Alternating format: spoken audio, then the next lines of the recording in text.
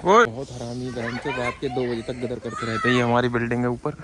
Good evening दोस्तों, कैसे हो सभी लोग। मेरा आज दूसरा दिन है रसिया मॉस्को में। मैं पूरा दिन सोया और जब आँख खुली तो देखा रात हो चुकी थी, क्योंकि रात के 12-1 बजे से तो जागता रहा मैं। देख सकते हो है मोबाइल में तो फिर भी थोड़ा उजाला दिख रहा है। अभी हम जाने वाले हैं एक मार्केट जहाँ पर कपड़े वगैरह मिलते हैं, शूज़ और जैकेट। तो देखता हूँ मैं क्या प्राइस है। सुना मैंने बहुत सस्ती मिलती हैं, तो एक आध जैकेट ख़रीद लूँगा, क्योंकि मैं एक ही लेके आया था ये, और ये शायद ज़्यादा दिन टिक नहीं पाएगी। बर्फ़ अभी भी गिर रही है। यहाँ से करीब 30-35 किलोमीटर दूर है। मैं रुका हुआ हूँ खिमकिनी में। खिमकिन करके कोई एरिया है, खिमकी।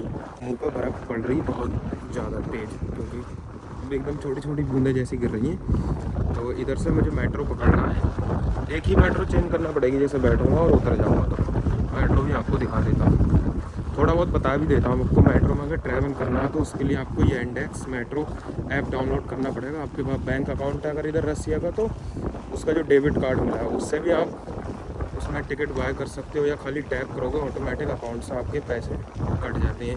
नहीं तो आप सेपरेट मेट्रो का कार्ड भी ले सकते हो, वो आपका बस में भी चल जाएगा।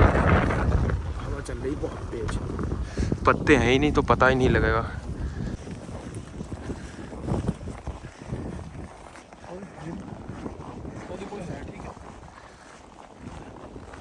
और एक चीज़ मैं आपको बताऊं कि यहाँ पर जो है गूगल की एप्लीकेशन अच्छे से वर्क नहीं करती हैं, जैसे कि गूगल मैप हो गया, या फिर यूट्यूब, इंस्टाग्राम भी ऐसे चलता नहीं है सही तरीके से। वीपीएन कनेक्ट कर लोगे तो आप बढ़िया तरीके से एंजॉय कर सकते हो अपने इंटरनेट को।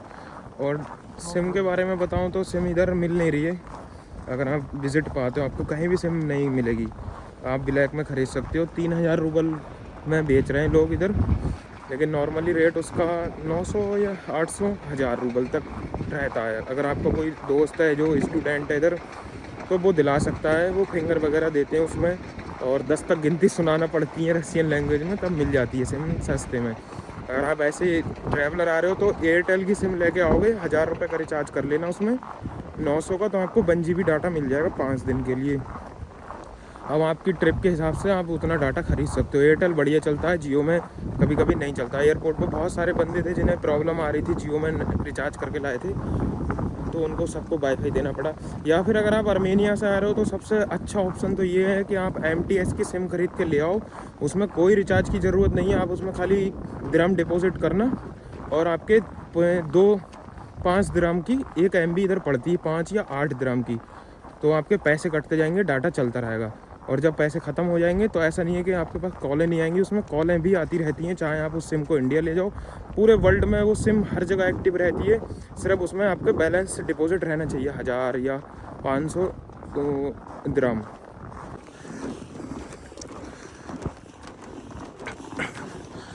ये शायद नदी थी, पर अभी बर्फ़ की वजह से सब सूखा पड़ा है इधर। आज मैं थोड़ा लेट उठा सो के, इसलिए ज़्यादा कहीं सेंटर में जा नहीं पाया। कल इंशाल्लाह कोशिश करूँगा रेड स्क्वायर और जो भी टूरिस्ट प्लेसेस हैं वहाँ पर विज़िट करूँ और वो आपको दिखाऊँ।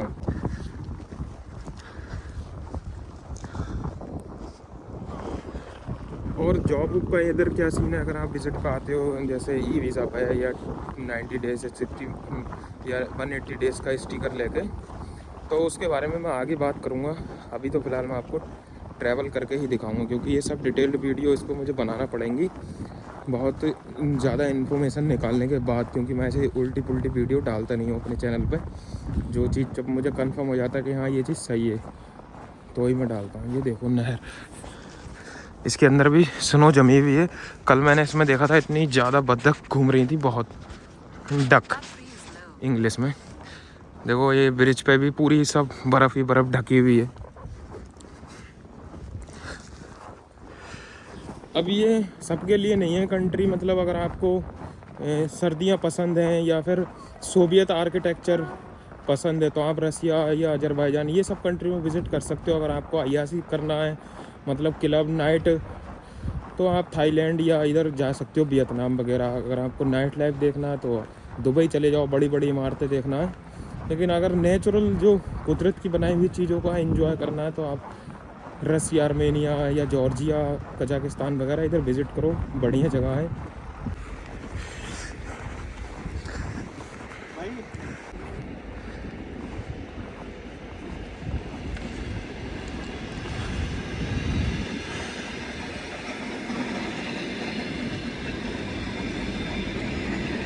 ये देखो सिस्टम लोहे के उठा दिए हैं ताकि गाड़ियाँ रुक जाएं, है बाकी कोई सपोर्ट नहीं है। इधर रेलवे की लाइन है।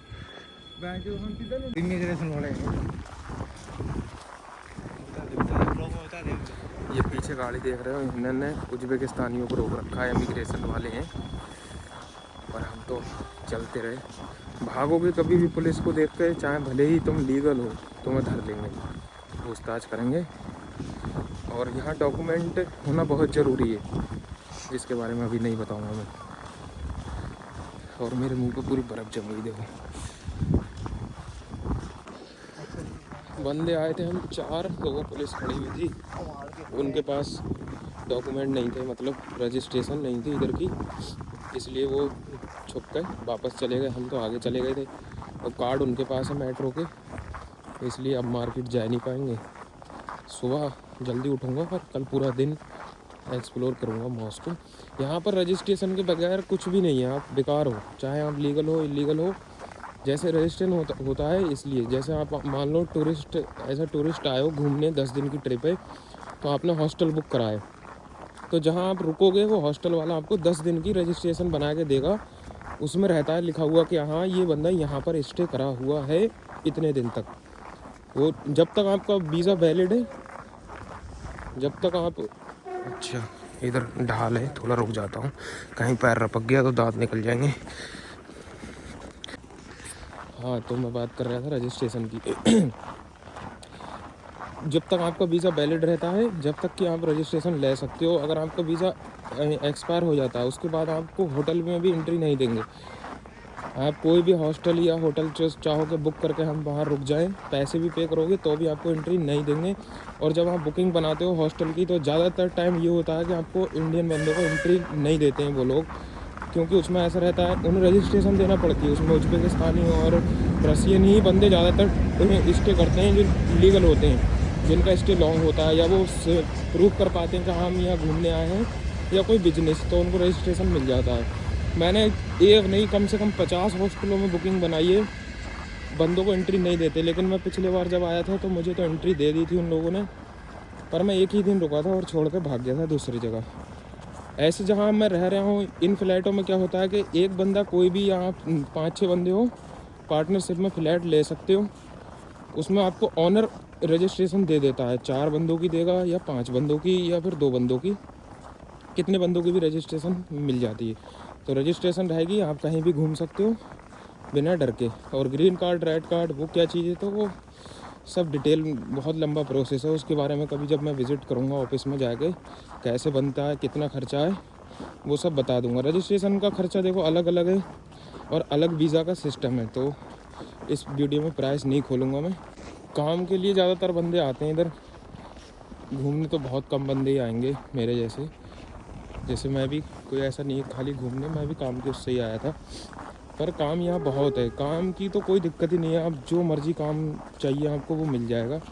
स्किल वाले काम नहीं मिलते हैं इन कंट्रियों में कहीं भी, या तो वर्क परमिट पाओगे तो आपकी लाइन का काम मिल जाएगा, विजिट पे या ओपन वर्क परमिट में लैंग्वेज की प्रॉब्लम रहती है। अगर टूरिस्ट पर आते हो सैलरी भी बढ़िया उठा सकते हो, 70-80 हज़ार रुपये कमा रहे हैं लड़के, 60-70 बच जाते हैं अगर आप खर्चा सही से करते हो तो।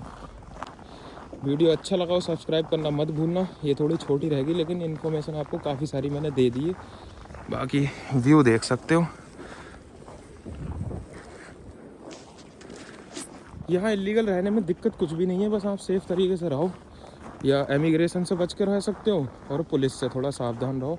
पकड़ेंगे ऐसा नहीं है, घर भेज देंगे, 2-4 हज़ार रुपये की टोपी लग जाती है बस, और ज़्यादा कुछ है नहीं। ठंड में बच्चे खेल रहे हैं इधर, स्केटिंग कर रहे हैं, ट्यूब लगा ली है इन्होंने।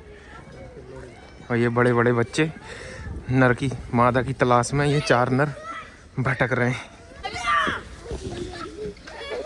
У нас такие шутки. Да,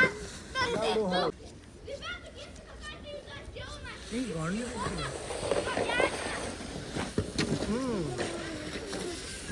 गिरे भोसड़ी के। Тебя сейчас побью! ओए ओए बहुत हरामी बहन से रात के 2 बजे तक गदर करते रहते हैं। ये हमारी बिल्डिंग है ऊपर, ये रूम है शायद। फाइट हो रही है। इन्हें घर से निकाल दिया, पता नहीं क्या करा है।